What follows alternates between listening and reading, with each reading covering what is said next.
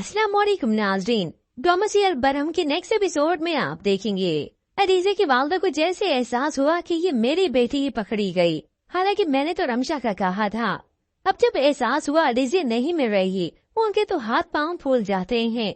पाशा से रिक्वेस्ट करती हैं कि मेरी बेटी को ढूंढ लाओ, क्योंकि ये अहमद कॉल भी अटेंड नहीं करता और फ्लैट भी छोड़कर जा चुका है।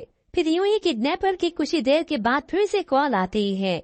वो फिर से तैमूर पाशा को धमकी देता है और तैमूर पाशा भी पुलिस की बातों में आकर उसे बेलाने फुसलाने की कोशिश करते हैं ताकि ये कॉल ट्रेस होती रहे और लोकेशन तक पहुंचा जा सके। अब जब किडनैपर की कॉल आई वो तो और भी ब्लैकमेल करने लगा। तुम्हारी बेटी ना इस वक्त मेरे रहमो करम पे है। अगर मैं चाहूँ तो तुम्हारी इज्जत को 2 मिनट में मट्टी में मिला सकता हूँ। ये सुनकर तैमूर पाशा का तो खून खोलने लगा।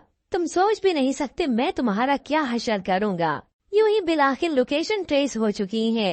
उधर सज्जन को भी ये बात मालूम हो जाती है तो वो ताबिश को बताती है।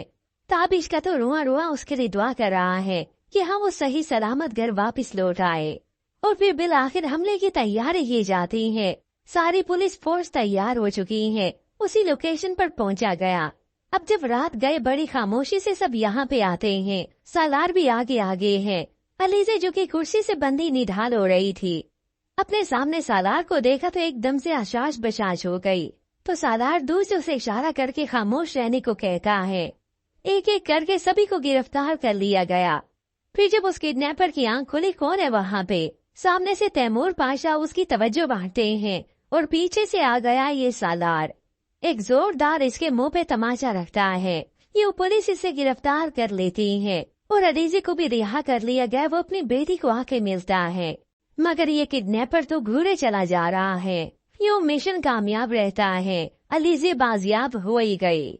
मगर उधर रमशा जिसे शदीद गुस्सा आता है, वो ये गुस्सा अपने कमरे पे ही निकालती है। सारी चीजों को तहस नहस करके रख देती है। किस्मत को तो हमेशा मुझसे दुश्मनी ही रही है।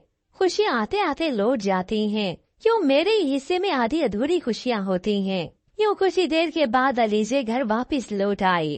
तैमूर पाशा तो बताता है जो लोग पकड़े गए हैं वो तो सिर्फ मोरे हैं, लेकिन चाल चलने वाला असल तो कोई और है। अब तैमूर पाशा दिन रात एक करके रख देगा कि आखिर उसका ऐसा कौन सा दुश्मन है जिसने ये हद पार की, मेरी बेटी को किडनैप करवाया। अब ऐसे में तैमूर पाशा के 2 ही दुश्मन हैं। एक तो वो बिल्डर जिसकी डील होते होते रह गई और सज्जन ने ऐन वक्त बेनकाब कर दिया उसके कॉन्ट्रैक्ट को, और दूसरी खुद ये रमशा जो कि पैसों की खातिर कुछ भी कर गुजरती है। अब उसे गुस्सा आया, इसी बात ही पे तो आया था। उधर ये पुलिस की हिरासत में किडनैपर तो आ चुका है, जिसके बाद तैमूर पाशा इसे छोड़ेगा नहीं। इसके तो हलक से निकलवाएगा कि क्या सच्चाई है, किसने उसे ये सब करने को कहा। सालार बैठा अपनी आने को ये सब कुछ बता रहा था। ये सब सुनकर तो अर्जुमन बेगम और भी परेशान हाल हो गई।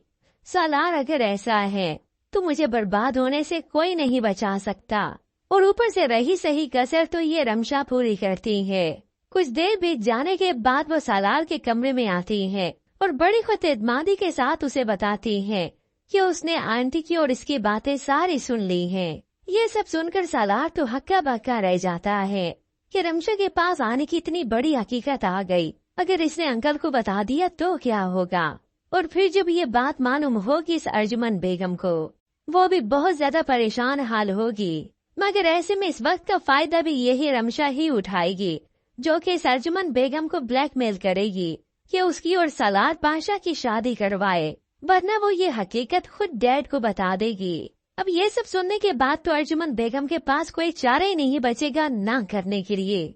मगर हकीकत में होप्स और व्यूअर्स इस सब के पीछे यही रमशा ही होगी, जो इसने अदीज़ा की किडनैपिंग करवाई ताकि बहुत बड़ी रकम भी मेरे हाथ लग जाए और मैं अच्छी और सच्ची भी बनी रहूं। मगर व्यूअर्स आपके ख्याल में अदीज़ा को किसने किडनैप किया है? मजीद ड्रामा आज रिव्यूज के लिए आप देखते रहिए उर्दू टीवी।